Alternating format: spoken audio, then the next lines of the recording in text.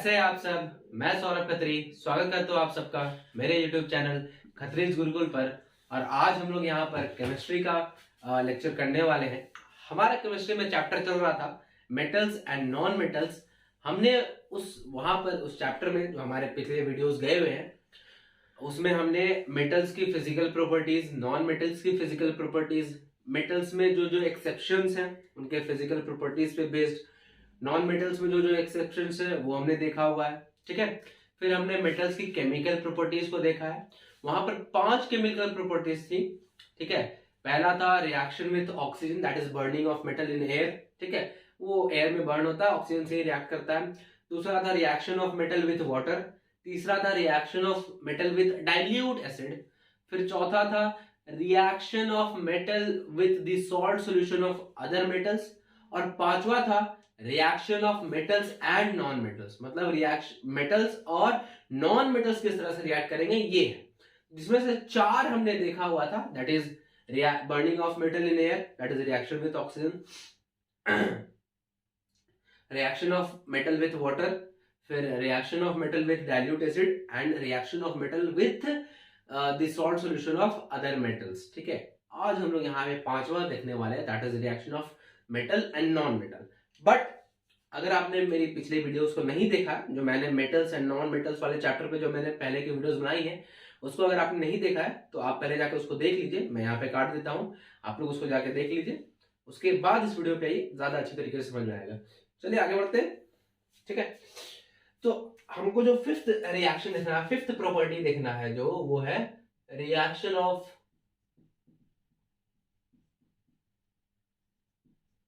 Metals and non metals, metals and non metals. चलिए देखिए,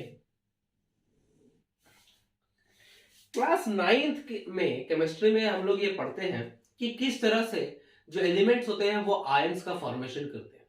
ठीक है, किस तरह से जो एलिमेंट्स होते हैं वो आयंस का फॉर्मेशन करते हैं।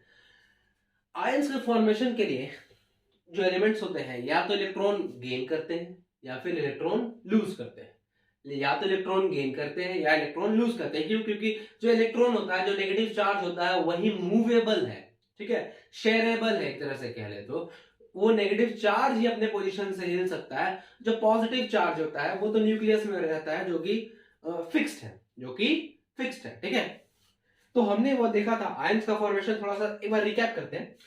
जैसे कि सपोज कोई एलिमेंट लेते हैं, सपोज एल्यूमिनियम ले लिया हमने, एटॉमिक नंबर Z13 है, इलेक्ट्रॉनिक कॉन्फ़िगरेशन जो है वो है 2 8 एंड 3, 2 8 एंड 3। तो हम लोग ये जानते हैं कि किसी भी एलिमेंट को स्टेबल होने के लिए अपने आउटर मोस्ट ऑर्बिट में 8 इलेक्ट्रॉन्स कंप्लीट करना जरूरी है। किसी भी एलिमेंट को स्टेबल होने के लिए अपने आउटर मोस्ट ऑर्बिट में 8 इलेक्ट्रॉन रखना जरूरी है, 8 इलेक्ट्रॉन रखना जरूरी है।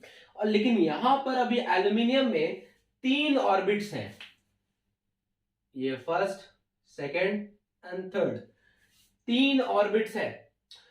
पहले ऑर्बिट में 2 है, दूसरे में 8 है, तीसरे में 3 है। जो आउटर मोस्ट ऑर्बिट है उसमें केवल 3 इलेक्ट्रॉन है, केवल 3 इलेक्ट्रॉन है। जबकि इसको करना कितना है, स्टेबल होने के लिए कितना करना होगा, 8 करना होगा।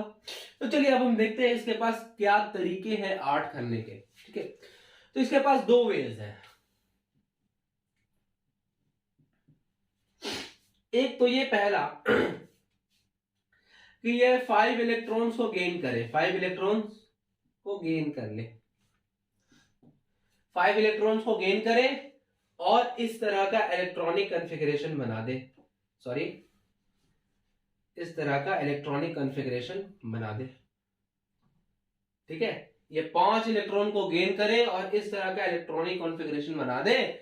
चूंकि 5 एक्स्ट्रा नेगेटिव चार्ज आया है तो 5 एक्स्ट्रा नेगेटिव चार्ज इसके ऊपर हमको दिखने लगेगा, है ना।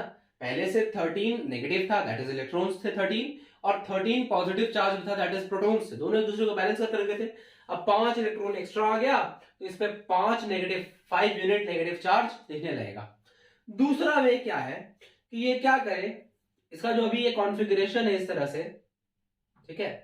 अभी जो ये इस तरह से कॉन्फ़िगरेशन है इसका 2 8 एंड 3 वाला, इसमें ये क्या करे, इसके पास अभी 3 ऑर्बिट्स है, तो ये क्या करेगा, लास्ट ऑर्बिट में से सारे इलेक्ट्रॉन को हटा देगा, जिससे वो ऑर्बिट ही खत्म हो जाएगा। लास्ट ऑर्बिट में से सारे इलेक्ट्रॉन को हटा देगा, जिससे वो ऑर्बिट ही खत्म हो जाएगा। मतलब अब इसके पास केवल 2 ऑर्बिट है, 2 ऑर्बिट है, और अब जो आउटर मोस्ट ऑर्बिट है वो सेकेंड वाला है, और उसमें 8 इलेक्ट्रॉन अवेलेबल है। तो अब यहां पर क्या हुआ, 3 इलेक्ट्रॉन्स यानी 3 नेगेटिव चार्ज हटा दिया।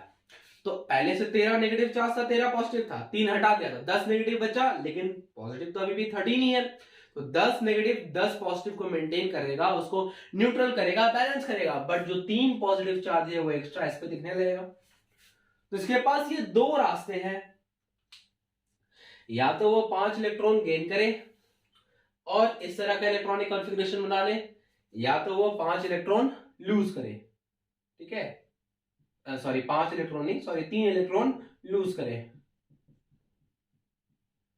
और इस तरह का इलेक्ट्रॉनिक कॉन्फ़िगरेशन बना ले। ठीक है, तो यहां पर हम ये समझते हैं कि कौन सा ज्यादा इजी है। वेज तो हमारे पास 2 है, 2 तरीके हैं आयंस के फॉर्मेशन के लिए। ये एल्यूमिनियम खुद को 2 तरीके से स्टेबल कर सकता है, लेकिन कौन सा तरीका ये यूज करेगा, तो वही तरीका यूज करेगा जो कि ज्यादा इजी होगा।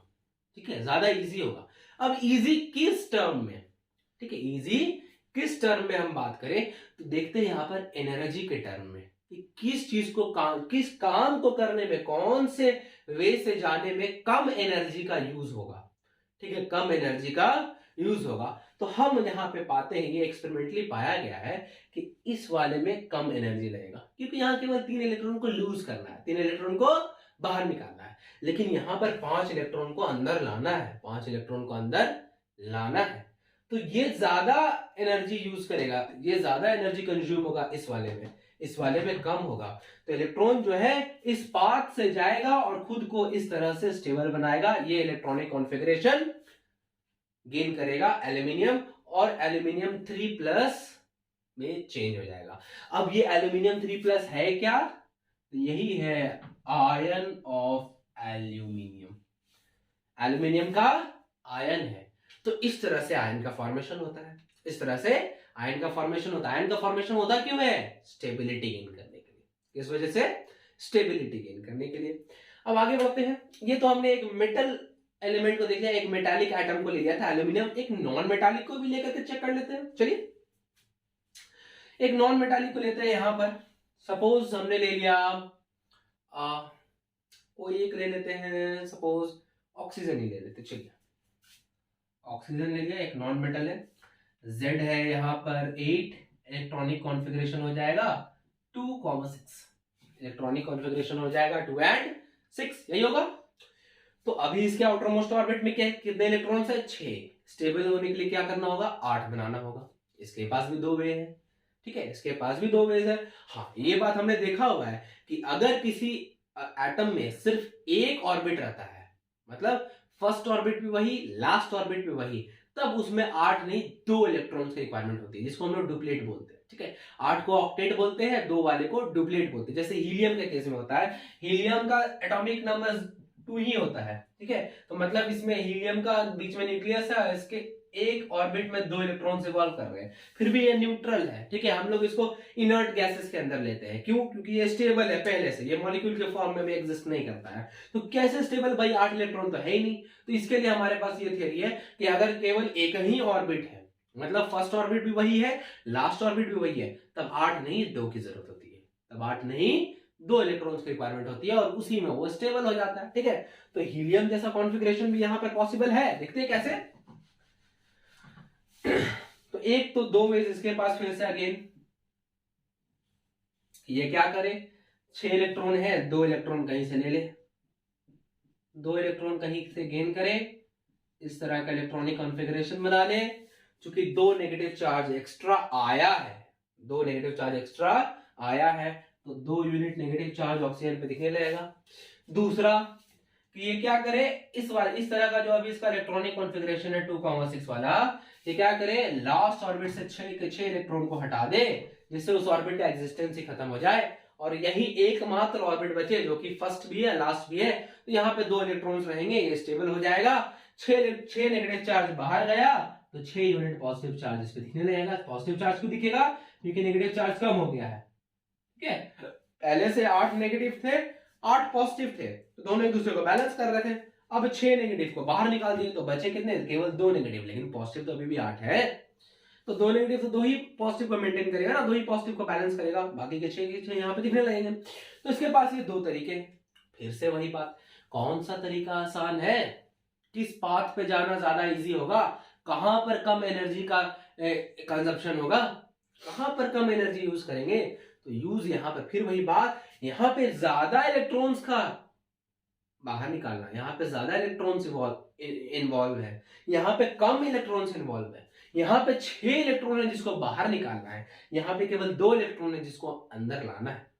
तो कंपैरेटिवली अगर एनर्जी के पॉइंट ऑफ व्यू से देखा जाए तो ये वाला ज्यादा इजी है एज कंपेयर टू दिस। तो ऑक्सीजन क्या करेगा? इस वाले को प्रेफर, इस वाले को चूज करेगा, इस पाथ से जाएगा और आयन बनाएगा O2 माइनस, O2 माइनस।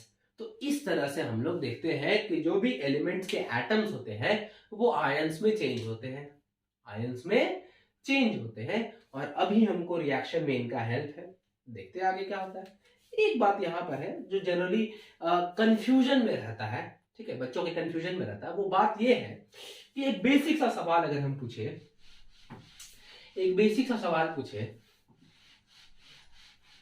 कि अभी हमने देखा एल्यूमिनियम और ऑक्सीजन का आयन फॉर्मेशन, चलिए उसी पे कुछ देखते हैं। ठीक है, हम जानते हैं कि एल्यूमिनियम के लिए एटॉमिक नंबर Z जो है वो 13 है। और एल्यूमिनियम आयन कैसे बनता है? 3 इलेक्ट्रॉन रिलीज करके, 3 इलेक्ट्रॉन रिलीज करके। तो अब जो इसका इलेक्ट्रॉन, अब जो इसका एटॉमिक नंबर होगा वो कितना होगा? भैया देखिए, यहाँ पे 3 इलेक्ट्रॉन था, यहाँ पे 3 इलेक्ट्रॉन रिलीज कर दिया है, तो अब एटॉमिक नंबर कितना होगा?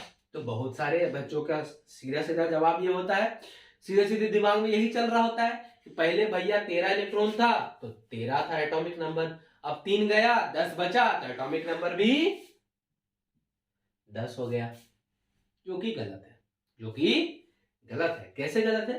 क्योंकि हमने ये पढ़ा हुआ है कि एटॉमिक नंबर जो होता है वो नंबर ऑफ इलेक्ट्रॉन्स नहीं बल्कि नंबर ऑफ प्रोटॉन्स होता है। नंबर ऑफ इलेक्ट्रॉन्स नहीं बल्कि नंबर ऑफ प्रोटॉन्स होता है। ठीक है, वो भले ही ये बात है कि नेटिव स्टेट में, प्योर स्टेट में किसी भी एटम में जो जितना नंबर ऑफ प्रोटॉन्स होता है उतना ही नंबर ऑफ इलेक्ट्रॉन्स भी होता है। ठीक है, बट एक्चुअली जो एटॉमिक नंबर होता है वो नंबर ऑफ प्रोटॉन्स के इक्वल होता है। और यहां पर इलेक्ट्रॉन घट रहा है या बढ़ रहा है, अभी हम लोग देखेंगे, अभी तो घट रहा है, ऑक्सीजन वाले में भी वहां बढ़ रहा था। तो यहाँ पे तो इलेक्ट्रॉन का इंक्रीमेंट या डिक्रीमेंट हो रहा है, प्रोटॉन तो उतने ही है। यहाँ भी 13 प्रोटॉन थे, यहाँ भी 13 प्रोटॉन है, अभी तो 3 यूनिट पॉजिटिव चार्ज आया। तो इसका जो Z होगा, एटॉमिक नंबर होगा, वो 10 नहीं बल्कि 13 ही होगा, 13 ही होगा। और वैसे ही मास नंबर इसका भी 27 और इसका भी 27, क्योंकि मास नंबर भी number of protons plus number of neutrons के इक्वल होता है। इलेक्ट्रॉन्स का कोई कंट्रीब्यूशन नहीं होता है मास में। हम लोग ये कंसीडर करके चलते हैं कि इलेक्ट्रॉन का जो मास है वो इतना होता है 9.1 into 10 to the power -31 kg, जो कि बहुत ही छोटा वैल्यू है, तो नेग्लिजिबल कंसीडर करते हैं। और हम लोग ये मान के चलते हैं कि इलेक्ट्रॉन का कोई भी कंट्रीब्यूशन नहीं होता है किसी भी एटम के मास में। ठीक है, एक्चुअल में होता है, लेकिन सिंप्लिसिटी के लिए मान के चलते हैं हम लोग ऐसा। तो ये चीज को ध्यान में रखिएगा कि अगर कोई आयन है तो उसका एटॉमिक नंबर चेंज नहीं करता है, मास नंबर चेंज नहीं करता है। उसके ओरिजिनल एटम का जो एटॉमिक नंबर और मास नंबर होता है वही उसके आयन का भी एटॉमिक नंबर और मास नंबर होगा। क्यों? क्योंकि एटॉमिक नंबर जो होता है वो नंबर ऑफ प्रोटॉन्स के इक्वल होता है और mass number number of protons plus number of neutrons के इक्वल होता है। और दोनों में से कोई भी किसी भी चीज में चेंजेस नहीं आते हैं। चेंजेस किसमें आते हैं? केवल आयन के फॉर्मेशन में, नंबर ऑफ इलेक्ट्रॉन्स में, नंबर ऑफ इलेक्ट्रॉन्स में चेंजेस आते हैं। तो ये बात को ध्यान में रखिएगा। चलिए अब आते हैं हम लोग reaction of metals and non metals. Reaction of metals and non metals यहां पे देखते हैं हमने। चलिए एक बेसिक सा एकदम सिंपल सा एग्जांपल लेके चलते हैं। इस तरह से रिएक्शन, एक सिंपल सा NaCl का एग्जांपल लेके चलते हैं। शुरुआत इससे करते हैं। NaCl, we know that compound sodium chloride, sodium chloride, ठीक है, जिसको जनरली कॉमन सॉल्ट जो है, टेबल सॉल्ट, कॉमन सॉल्ट जो भी बोले, घर में जो हमारे नमक होता है वो यही चीज है, सोडियम क्लोराइड NaCl, ठीक है। इसमें दो एलिमेंट्स है, कौन कौन से, एक तो है सोडियम और एक है क्लोरीन, एक है सोडियम और एक है क्लोरीन, ठीक है। दोनों जो है कंबाइन हुआ है, दोनों के बीच एक बॉन्ड बना है, बॉन्ड मतलब दोनों के बीच एक फोर्स है जो उसको एक साथ कंबाइन करके रखा है, एक साथ बाइंड करके रखा है, उसी को हम लोग बॉन्ड बोल रहे हैं, और इस वजह से ये कंपाउंड है सोडियम क्लोराइड। देखते हैं इसका फॉर्मेशन कैसे होता है, चलिए देखें। Sodium atomic number 11, electronic configuration 281, chlorine atomic number 17, electronic configuration 287। चलो, उसको स्टेबल होने के लिए एक इलेक्ट्रॉन चाहिए, क्योंकि वो 7 इलेक्ट्रॉन लूज नहीं कर सकता है, एक इलेक्ट्रॉन लेना ज्यादा इजी है, और इसको स्टेबल होने के लिए एक इलेक्ट्रॉन देना ज्यादा इजी है। ये एक इलेक्ट्रॉन दे देगा, यहाँ पर अब ये आउटर मोस्ट ऑर्बिट बन जाएगा, यहाँ पे 8 इलेक्ट्रॉन पहले से अवेलेबल है, ये स्टेबल हो जाएगा। चलिए, तो इसको एक इलेक्ट्रॉन देना है, उसको एक लेना है, देने वाला लेने वाला दोनों सामने है, दोनों आमने सामने है। जब तक लेने वाला नहीं होगा तब तक देने वाला कुछ नहीं देगा, और जब तक देने वाला नहीं होगा तब तक तो लेने वाले को कुछ मिलेगा ही नहीं, ठीक है। तो यहाँ पे दोनों आमने सामने है, देने वाला भी तैयार, लेने वाला भी तैयार। इसको देना जरूरी है तभी ये स्टेबल हो पाएगा, इसको लेना जरूरी है तभी ये स्टेबल हो पाएगा। तो क्या करेगा ये लोग सॉरी, क्या करेगा, सोडियम के आउटर मोस्ट ऑर्बिट में एक इलेक्ट्रॉन, इस डॉट से उसको रिप्रेजेंट करते हैं। क्लोरीन के आउटर मोस्ट ऑर्बिट में 7 इलेक्ट्रॉन, इसको रिप्रेजेंट करने के लिए क्रॉस का हेल्प लेते हैं, 2 4 6 7, ठीक है। ये आउटर मोस्ट ऑर्बिट का इलेक्ट्रॉन केवल लिख रहे हैं, क्यों, क्योंकि इन्हीं में एक्सचेंज होना है। ये आउटर मोस्ट ऑर्बिट का इलेक्ट्रॉन इधर जाने वाला, और ये आउटर मोस्ट ऑर्बिट में ये गेन करने वाला है। इनर इलेक्ट्रॉन का कोई रोल नहीं है, इनर इलेक्ट्रॉन का कोई रोल नहीं है।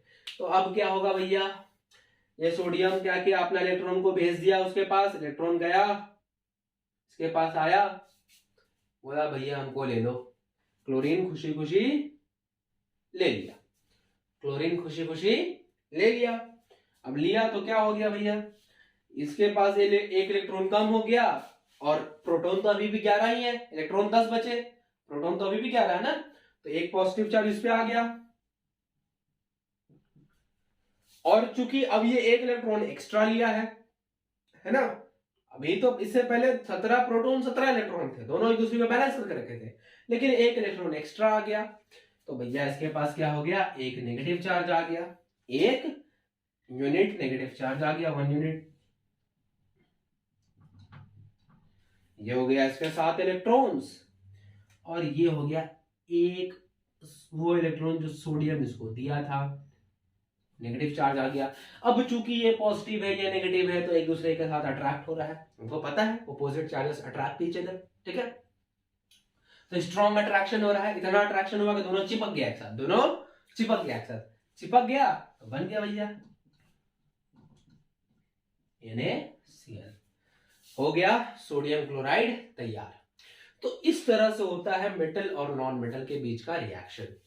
एक मेटल एटम होता है जो इलेक्ट्रॉन डोनर का काम करता है, ये जो मेटल एटम है ये इलेक्ट्रॉन डोनर का काम करता है, ठीक है, ये डोनर है, देगा। और जो नॉन मेटल एटम है ये इलेक्ट्रॉन एक्सेप्टर का काम करता है। और डोनर और एक्सेप्टर जब एक दूसरे के आस पास होते हैं तो डोनर देता है, एक्सेप्टर एक्सेप्ट करता है, दोनों पे ऑपोजिट चार्जेस क्रिएट होते हैं, दोनों पे ऑपोजिट चार्जेस दिखने लगते हैं, अपीयर होते हैं, और फिर दोनों के बीच एक फोर्स लगता है, स्ट्रॉन्ग इलेक्ट्रोस्टैटिक फोर्स लगता है, दोनों एक दूसरे से कंबाइन होते हैं, बॉन्ड बनता है और कंपाउंड का फॉर्मेशन होता है। तो इस तरह से बनता है कंपाउंड। तो इस तरह से रिएक्शन होता है मेटल और नॉन मेटल के बीच। ये सोडियम क्या है, मेटल है, और क्लोरीन क्या है, नॉन मेटल है। तो यहां पर यह समझना है कि जो मेटल एटम होगा वो डोनर होगा, मेटल एटम डोनर होगा, और जबकि नॉन मेटालिक एटम एक्सेप्टर होगा। मेटल एटम डोनर होगा और नॉन मेटालिक एटम एक्सेप्टर होगा। ठीक है, कुछ और एग्जांपल्स लेते हैं हम लोग। ये तो एक बेसिक सा एग्जांपल था NaCl का। चलिए और एग्जांपल लेते हैं हम लोग। ध्यान से देखिए, आगे देखते जाइए, अभी बहुत मजा आने वाला है, ध्यान से समझिएगा बस।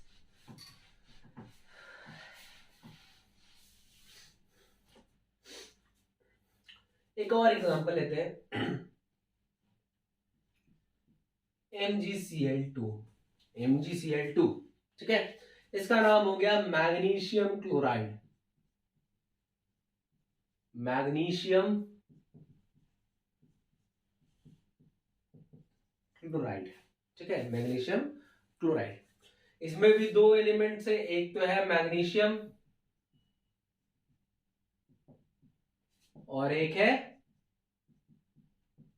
क्लोरीन। एक है क्लोरीन। चलिए अब इन दोनों के बीच कैसे रिएक्शन होगा, चलिए हम ले लेते हैं फिर से एक एक एंड पे। ये हो गया मैग्नीशियम एटम, ये हो गया chlorine atom, atomic number 12, electronic configuration 282, atomic number 17, electronic configuration 287। चलिए इसको स्टेबल होने के लिए चलिए थोड़ा सा एक और काम कर लेते हैं, दिखाई देते हैं। इसके आउटर मोस्ट ऑर्बिट में 2 इलेक्ट्रॉन्स और इसके आउटर मोस्ट ऑर्बिट में 7 इलेक्ट्रॉन। 1 2 3 4 5 6 7 इलेक्ट्रॉन्स। चलिए अब ध्यान से समझिएगा, इसको देना है 2 इलेक्ट्रॉन, तभी ये यहां से ये गायब होने वाला है और ये आउटर मोस्ट ऑर्बिट बनेगा और ये स्टेबल होगा। इसको देना है 2 इलेक्ट्रॉन और इसको तो एक ही इलेक्ट्रॉन चाहिए, इसको एक ही इलेक्ट्रॉन चाहिए, तब ना 7 से 8 बनेगा और ये स्टेबल हो जाएगा। मैग्नीशियम 2 देना चाहता है, क्लोरीन 1 लेना चाहता है, तो मैग्नीशियम बोलेगा भाई हम जब भी देंगे तब 2 देंगे, 1 तो हम देने वाले। मैग्नीशियम बोलेगा कि हम जब भी देंगे तब 2 इलेक्ट्रॉन देंगे, 1 इलेक्ट्रॉन तो हम देने वाले नहीं है। और क्लोरीन के पास मजबूरी है कि वो 1 से ज्यादा ले नहीं सकता। क्लोरीन के पास मजबूरी है कि वो 1 से ज्यादा ले नहीं सकता। अब यहां पर क्या किया जाए, तो क्लोरीन अब सोचेगा क्या करे। तो क्लोरीन क्या करेगा, अपना एक साथी को बुला के लाएगा, अपने एक दोस्त को बुला के, ठीक है, एक और क्लोरीन को ले आएगा। यहां पर एक और क्लोरीन को ले आया, इसके पास भी 7 इलेक्ट्रॉन है, बोल के ले आया चलो चलो मैग्नीशियम इलेक्ट्रॉन बांट रहा है, ठीक है, ले आया बुलाकर। अब हो गए 2 एक्सेप्टर, एक एक्सेप्टर को 1 चाहिए, दूसरे वाले को भी 1 और चाहिए। अब इसको 2 देना है और लेने वाले 2 है और दोनों 1 1 ले लेंगे, दोनों का 1 1 लेके दोनों का काम बन जाएगा। इसको 2 दे करके इसका काम बन जाएगा। तो ये भी भैया खुशी खुशी 1 इसको दे देगा और 1 इसको दे देगा। अब दोनों को दे दिया तो हुआ क्या, आगे देखते हैं। Mg चूंकि 2 इलेक्ट्रॉन निकाल दिया तो 10 इलेक्ट्रॉन अब इसके पास बचा, लेकिन प्रोटॉन तो अभी भी बाहर है, तो 2 पॉजिटिव चार्ज आ गए, 2 यूनिट पॉजिटिव चार्ज। एक क्लोरीन 1 इलेक्ट्रॉन को गेन किया, एक क्लोरीन 1 इलेक्ट्रॉन को गेन किया। ये रहे उसके 7 इलेक्ट्रॉन अपने वाले, ये रहे उसके 7 इलेक्ट्रॉन अपने वाले और 1 इलेक्ट्रॉन वो वाला जो मैग्नीशियम इसको दिया था। अब 2 क्लोरीन है तो दोनों को लिखने से बढ़िया है कि हम ऐसे लिख दें नीचे 2 और 1 क्लोरीन पे 1 माइनस चार्ज। 2 क्लोरीन है तो यहाँ 2 यूनिट माइनस चार्ज हो जाएगा। ये हम 1 वाले पे दिखा रहे हैं अभी, ठीक है, 1 वाले पे दिखा रहे हैं। चलिए हम लोग 2 लिख देते हैं, चलिए कोई दिक्कत नहीं होगा, 2 लिख देते हैं। 2 इलेक्ट्रॉन है, 2 क्लोरीन है, एक वाले 1 पर 1 दूसरे पर 1 और, ठीक है, 1 पर 1 दूसरे पर 1 और, ठीक है, कोई इशू नहीं। अब ये केवल समझने के लिए, एक्चुअल में ऐसा नहीं लिखना है, अभी ये केवल समझने के लिए है, ठीक है, कि यहाँ पर भी 2 यूनिट पॉजिटिव है, यहाँ पर भी 2 यूनिट नेगेटिव है। एक्चुअल में 1 यूनिट लगाना है क्योंकि हम 1 क्लोरीन के ऊपर दिखाना चाहते हैं। 2 तो यहाँ लिखे नंबर ऑफ क्लोरीन के लिए, ठीक है। चलिए अब इस पे 2 unit negative charge, 2 unit positive charge, इस पे भी 1 यूनिट आया, इस पे भी 1 यूनिट आया, ये भी इसकी तरफ अट्रैक्ट हुआ, ये भी इसकी तरफ अट्रैक्ट हुआ, तीनों के तीनों चिपक गए, बन गया MgCl2 magnesium chloride, magnesium chloride. तो इस तरह से इसका हो गया, इस तरह से इसका हो गया, ठीक है। तो ये है मैग्नीशियम क्लोराइड का, मैग्नीशियम और क्लोरीन के बीच का रिएक्शन। ये जो हम लोग बना रहे हैं, ये जो हम लोग बना रहे हैं, ये चीज पूरा, ठीक है, एक्चुअल में ये चीज, सॉरी, एक्चुअल में ये चीज,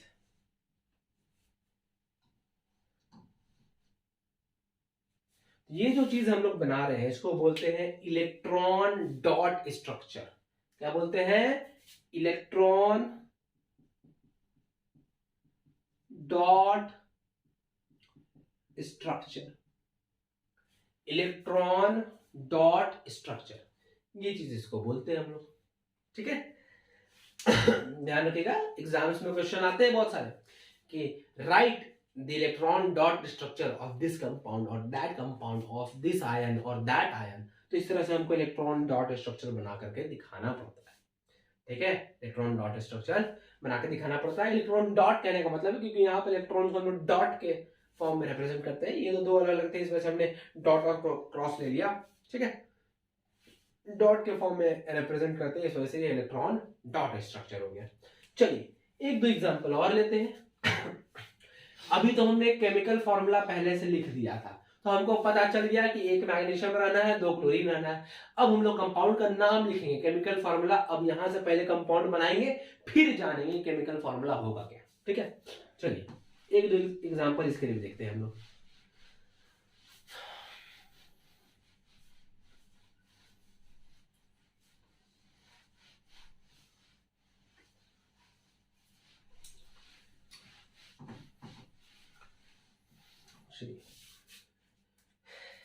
लेते हैं एक एग्जांपल एल्यूमिनियम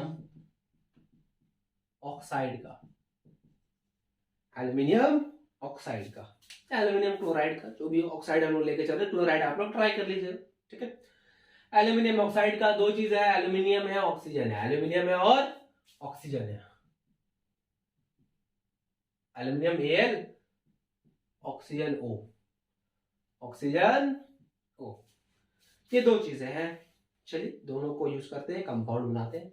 बनेगा, काहे नहीं बनेगा, एक मेटल है एक नॉन मेटल है, ये डोनर है ये एक्सेप्टर है। तो देने वाला तैयार रहेगा तो लेने वाला भी तैयार रहेगा। जब दोनों आमने सामने रहेंगे तो देने वाला देगा ही, लेने वाला लेगा ही, बॉन्ड बनेगा ही। चलिए देखते हैं। एल्यूमिनियम ये रहा, electronic number 13, electronic configuration 283। Oxygen ये रहा, इलेक्ट्रॉनिक नंबर 8, इलेक्ट्रॉनिक कॉन्फ़िगरेशन 26। चलिए बना लेते हैं। एल्यूमिनियम 3 इलेक्ट्रॉन से आउटर मोस्ट ऑर्बिट में, 1 2 3।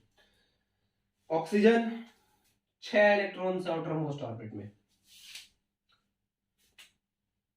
1 2 3 4 5 6 इलेक्ट्रॉन से।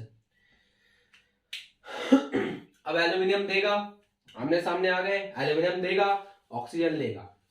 एल्यूमिनियम क्या करेगा, 3 वो देने का चाहेगा, लेकिन ऑक्सीजन को कितना चाहिए, 2 ही चाहिए। एल्यूमिनियम 3 इलेक्ट्रॉन देना चाहेगा, लेकिन ऑक्सीजन को कितना चाहिए, 2 ही चाहिए।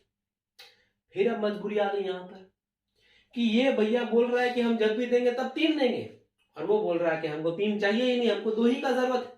और ये 3 ही देगा, मान नहीं रहा है, और वो 2 ही लेगा, वो भी 3 नहीं ले सकता, उसकी भी मजबूरी है। तो अब क्या किया जाए, अब क्या किया जाए? तो ऑक्सीजन क्या किया, एक और ऑक्सीजन को बुला के ले आया। क्या किया, एक और ऑक्सीजन को बुला के ले आया। इसको थोड़ा सा ऊपर बना लेते हैं हम लोग।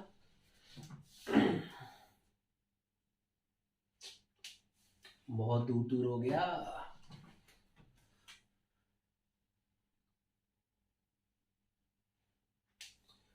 ठीक है।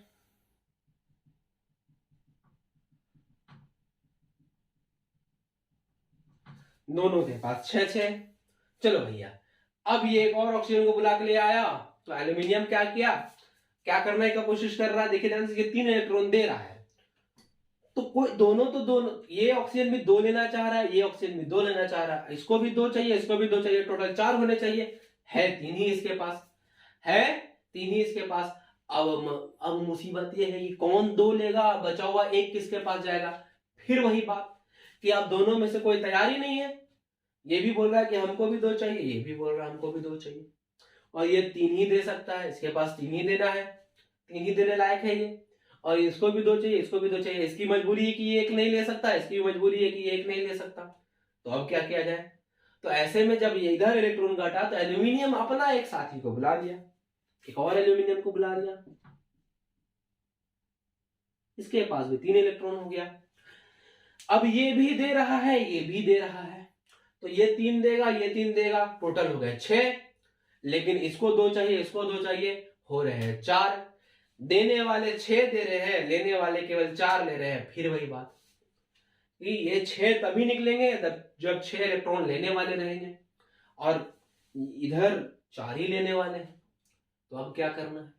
तो ये लोग देख रहा है कि इसको 2 चाहिए, इसको भी 2 चाहिए। अगर ये लोग एक और को बुला ले, एक और ऑक्सीजन को बुला ले, तो उसको भी तो 2 चाहिए होगा। इसको 2 चाहिए, इसको 2 चाहिए, एक और जो बुलाया उसको 2 चाहिए होगा, तीनों को मिला के 6 हो गया। ये लोग दोनों मिला के 6 देने को तैयार ही है, बुला लेते हैं, क्या दिक्कत है? बुला लिए, क्या किए? बुला लिए। चलिए, इसका भी हो गया, बाहर वाला 6। अब ध्यान से देखिए, इसके पास 3, इसके पास 3, ये अपना 3 रिलीज किया, ये अपना 3 रिलीज किया, तो इसका 2 इलेक्ट्रॉन तो पहले, एक ये गया यहां, एक ये गया यहां। इसका 2 इलेक्ट्रॉन तो पहले एक ये आया यहां, एक ये आया यहां, और इसका बचा हुआ 1 इलेक्ट्रॉन इसके पास चल गया, और इसका बचा हुआ 1 इलेक्ट्रॉन भी इसके पास आ गया। तो टोटल 6 चले गए, 6 गए, 6 ले लिए गए, 6 दिए गए, 6 लिए गए। इसके बाद कैसा हुआ? एक एल्यूमिनियम पे कितना charge? 3 unit positive charge. Number of aluminium atoms 2 है, यहां पर 2 लगा दिए। एक ऑक्सीजन पे कितना चार्ज आया? 2 यूनिट नेगेटिव चार्ज आया, ठीक है, क्योंकि 2 ही इलेक्ट्रॉन लिया ना, और इधर 3 दे रहा था तो 3 यूनिट आया इस पे पॉजिटिव, क्योंकि दे रहा है, और ये 2 को एक्स्ट्रा इलेक्ट्रॉन ले रहा है तो 2 यूनिट नेगेटिव आएगा। तो नंबर ऑफ ऑक्सीजन एटम्स 3 है, दोनों अपोजिट चार्ज प्रोड्यूस हुए। यहाँ पे हम लोग दिखा देते हैं इसको, यहाँ पे इलेक्ट्रॉन्स को भी दिखा देते हैं। 2 तो एल्यूमिनियम की तरफ से जो आए, और 6 जो इनके पास पहले से अवेलेबल थे, ठीक है। इस तरह से 2 यूनिट नेगेटिव चार्ज और 3 हो गया नंबर ऑफ ऑक्सीजन एटम। तो इधर हो गया, अब इस पे पॉजिटिव, इस पे negative, opposite charge, strongly attraction, attract हुए, दोनों चिपक गए, दोनों चिपक गए, ठीक है, कंबाइन हो गए, और बॉन्ड बन गया। अब दोनों एक साथ हो गए, और एक साथ मिलकर के बना दिए एल्यूमिनियम ऑक्साइड, एल्यूमिनियम ऑक्साइड। तो इस तरह से हो गया, इस तरह से ये चीज हो गया। एक और एग्जांपल देखते हैं हम लोग, ठीक है। एग्जांपल देखिए, इसको जितना समझे, 3 4 5 एग्जांपल लेकर के हमको इसको समझ लेना है एक बार में, ठीक है, यहीं पे समझ लेना है कि बाद में अगर प्रैक्टिस कम भी करे या न भी करे तो चीज दिमाग में बैठे रहे, चीज दिमाग में बैठे रहे कि कहीं भी अगर इसको एग्जाम में या कहीं पर भी जरूरत पड़े तो तुरंत हम इलेक्ट्रॉन डॉट स्ट्रक्चर इस तरह से बना ले, ठीक है, चीज दिमाग में बैठे रहना चाहिए। चलिए एक और एग्जांपल देख लेते हैं, यहीं पे सब सीखना है।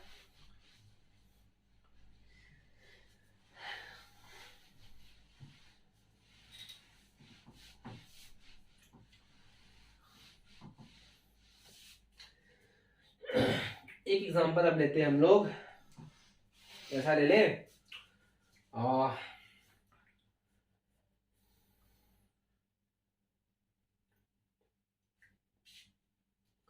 चलिए एक एग्जांपल ले लेते हैं हम लोग सोडियम ऑक्साइड या पोटाशियम ऑक्साइड का ले लेते हैं। चलिए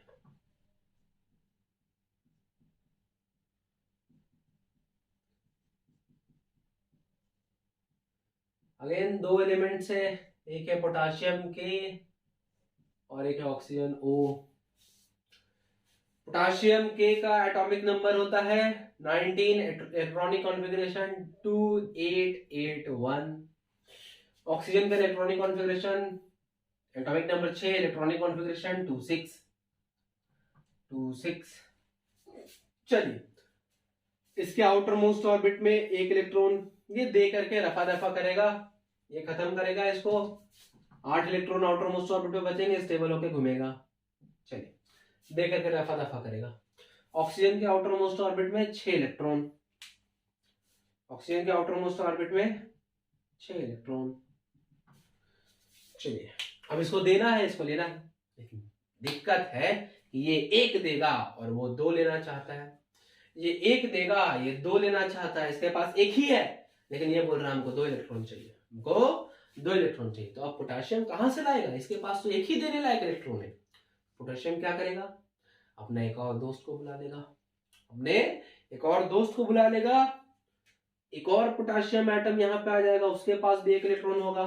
ये दोनों मिलके 1-1 इलेक्ट्रॉन इसको दे देगा, ये दोनों मिलके 1-1 इलेक्ट्रॉन इसको दे देगा, ये भी अपना 1 दे देगा, ये भी अपना 1 दे देगा। तो यहाँ पे पोटेशियम पे 1 पोटेशियम से 1 इलेक्ट्रॉन निकला तो यूनिट पॉजिटिव चार्ज आएगा, 2 पोटेशियम एटम है तो नीचे 2 लिख देंगे। ऑक्सीजन के लिए देखें तो ये दोनों इलेक्ट्रॉन्स वो जो 2 पोटेशियम से मिले इसको, और बचे हुए 6 इसके खुद के, ठीक है, बचे हुए 6 इसके खुद के। और इस पे चूंकि 2 इलेक्ट्रॉन ये है तो 2 यूनिट पॉजिटिव चार्ज और 1 ही ऑक्सीजन है, तो इस पे प्लस अपीयर हुआ, इस पे माइनस अपीयर हुआ। ऑपोजिट चार्ज, स्ट्रॉन्ग अट्रैक्शन, दोनों के बीच अट्रैक्शन होगा, दोनों कंबाइन होंगे, बॉन्ड बनेगा और फिर दोनों मिलकर के कंपाउंड का फॉर्मेशन करेंगे जो कि होगा K2O, potassium oxide, potassium oxide. ठीक है, तो इस तरह से मेटल एंड नॉन मेटल के बीच का रिएक्शन होता है, इस तरह से मेटल और नॉन मेटल के बीच का रिएक्शन होता है। मेटल जो है डोनर का वर्क करता है, डोनर की तरह वर्क करता है, और नॉन मेटल जो है वो एक्सेप्टर का काम करता है। यहाँ पे मेटल जो है इलेक्ट्रॉन डोनेट करता है, नॉन मेटल इलेक्ट्रॉन्स एक्सेप्ट करता है, गेन करता है। दोनों के ऊपर ऑपोजिट चार्जेस अपीयर होते हैं, दोनों के बीच बॉन्ड बनता है, स्ट्रॉन्ग न्यूक्लियर बोल रहा हूं मैं, स्ट्रॉन्ग इलेक्ट्रोस्टैटिक फोर्स की वजह से एक बॉन्ड बनता है और फिर कंपाउंड का फॉर्मेशन होता है। तो इस तरह से है। इतने ही एग्जाम्पल काफी है समझने के लिए, इतने एग्जाम्पल काफी है समझने के लिए। अब आप लोगों को बहुत अच्छे से समझ में आ गया होगा, जहां तक मैं समझता हूं, अब आप लोगों को बहुत अच्छे से समझ में आ गया होगा कि किस तरह से इलेक्ट्रॉन डॉट स्ट्रक्चर बनाना है। ठीक है, आगे बढ़ते हैं हम लोग।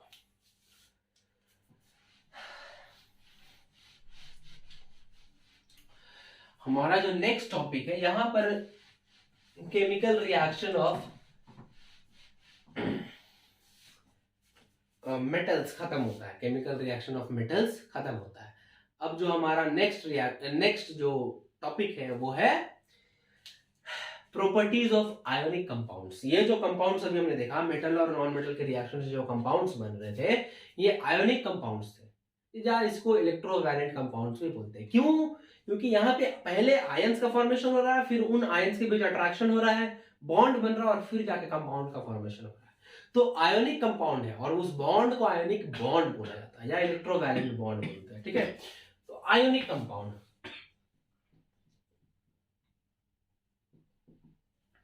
प्रॉपर्टीज ऑफ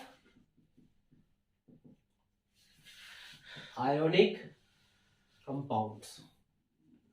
4 प्रॉपर्टीज हमको देखनी है, 4। पहला है फिजिकल नेचर, फिजिकल नेचर की बात करें तो फिजिकल स्टेट क्या होता है आयनिक कंपाउंड्स का? तो ionic compounds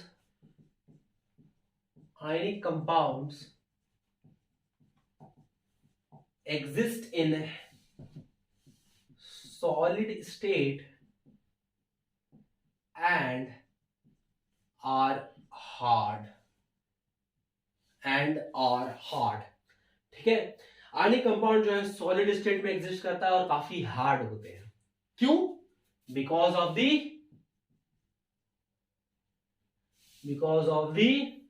electrostatic, because of the strong electrostatic force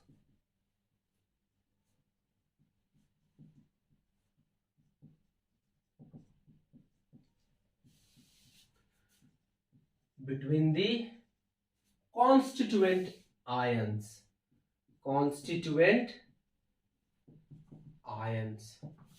तो जो कॉन्स्टिट्यूएंट आयंस होते हैं उनके बीच स्ट्रॉन्ग इलेक्ट्रोस्टैटिक फोर्स लग रहा होता है, इस वजह से आयनिक कंपाउंड्स जो है सॉलिड स्टेट में एग्जिस्ट करते हैं। और दूसरी बात हार्ड होते हैं, तो ये है पहला प्रॉपर्टी, फिजिकल नेचर। दूसरा प्रॉपर्टी है melting and boiling points. melting and boiling points। ठीक है, तो ionic compounds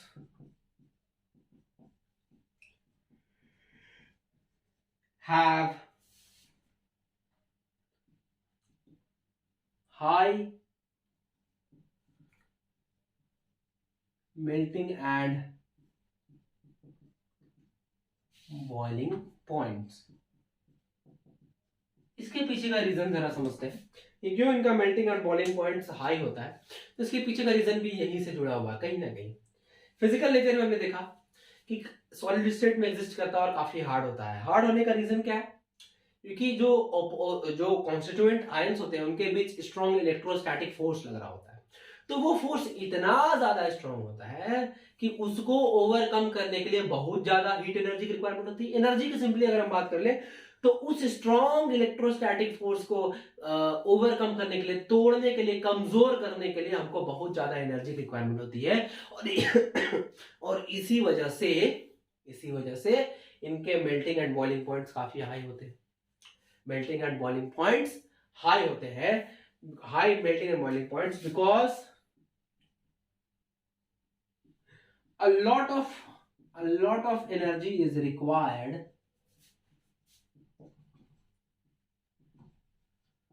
to overcome the strong electrostatic force या strong bond between the constituent ions, between the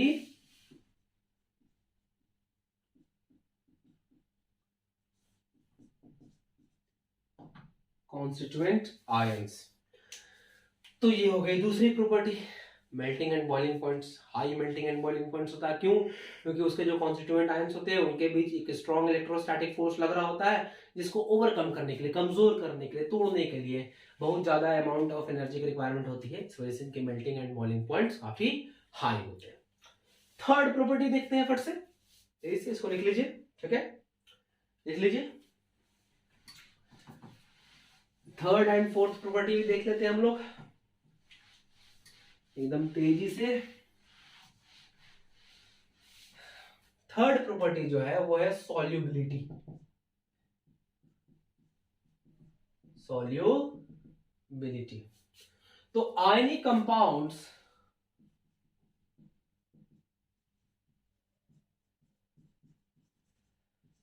are soluble in water, but insoluble in organic solvents,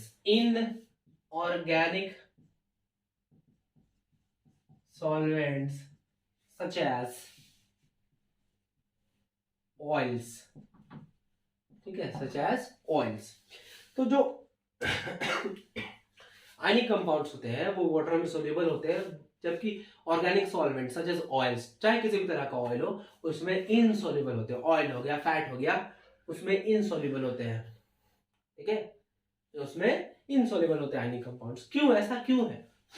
इसके पीछे का simple सा reason है क्योंकि वाटर के एक यहां पे हम लोग टर्म का यूज करते हैं, एक टर्म यहां पे बात करते हैं, dielectric constant. Dielectric constant, इसके बारे में आगे पढ़ेंगे कि ये क्या होता है डाई इलेक्ट्रिक कांस्टेंट। ठीक है, तो वाटर की डाई इलेक्ट्रिक कांस्टेंट जो होती है काफी हाई होती है। वाटर की डाई इलेक्ट्रिक कांस्टेंट काफी हाई होती है, इस वजह से जितने भी तरह के आयनिक कंपाउंड्स है वो वाटर में डिसॉल्व हो जाता है।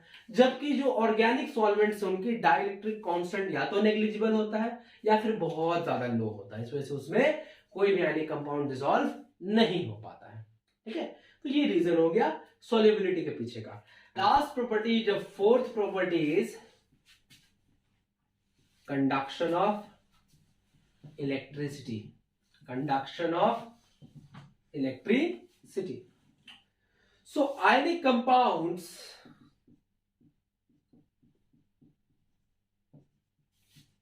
do not conduct electricity in solid state, Ionic compounds do not conduct electricity in solid state. Solid state में ionic compound electricity को conduct नहीं करेगा. क्यों? As the electrons are not free to move. Free to move. Electrons जो है free नहीं होते move करने के लिए. इलेक्ट्रॉन्स मूव नहीं करेगा, चार्ज मूव नहीं करेगा, तो इलेक्ट्रिसिटी आएगा कहां से? इलेक्ट्रिसिटी आएगा कहां से? तो इलेक्ट्रॉन्स मूव करने के लिए फ्री नहीं होता, इस वजह से सॉलिड स्टेट में इलेक्ट्रिसिटी को कंडक्ट नहीं करता है. ये सॉलिड स्टेट में इलेक्ट्रिसिटी को कंडक्ट नहीं करता है. But in molten state or in solution phase, ionic compounds do conduct, या फिर ionic compounds conduct electricity,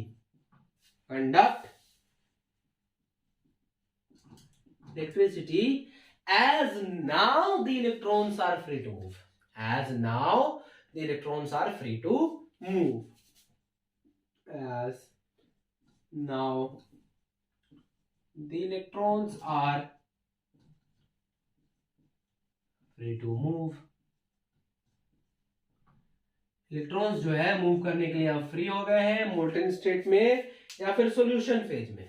solution phase में मतलब उसको वाटर में सॉल्यूशन बना लिए, एक्वस सॉल्यूशन के फेज में या फिर मोल्टेन स्टेट के फेज में आयनिक कंपाउंड्स जो है इलेक्ट्रिसिटी को कंडक्ट करते हैं. क्यों?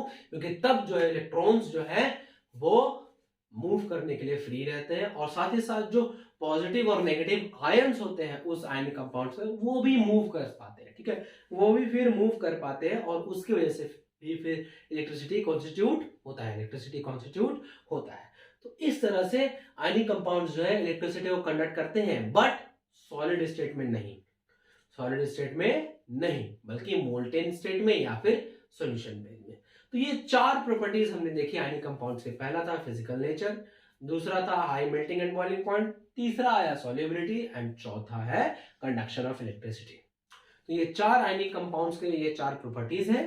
ठीक है, और हमने इस यहां पर अभी reaction of metal and non metal को भी देखा. ठीक है, तो आज हम लोग इस वीडियो में यही तक रखते हैं. मुझे उम्मीद है कि आप लोगों को इस वीडियो में जितना भी कॉन्सेप्ट हमने देखा वो सब समझ में आ गया होगा. तो अगर आपको मेरी वीडियोस अच्छी लग रही हैं तो आप मेरी वीडियोस को लाइक कर लीजिए और मेरे चैनल खतरीज गुरुकुल को सब्सक्राइब कर लीजिए और बगल में जो बेल आइकन है उसको प्रेस करके ऑल को सिलेक्ट कर लीजिए, जिससे कि हमारे हर नए वीडियो का नोटिफिकेशन आप तक पहुंचता रहे. तो मिलते हैं आप लोगों से एक नए वीडियो लेक्चर में. तब तक के लिए थैंक यू.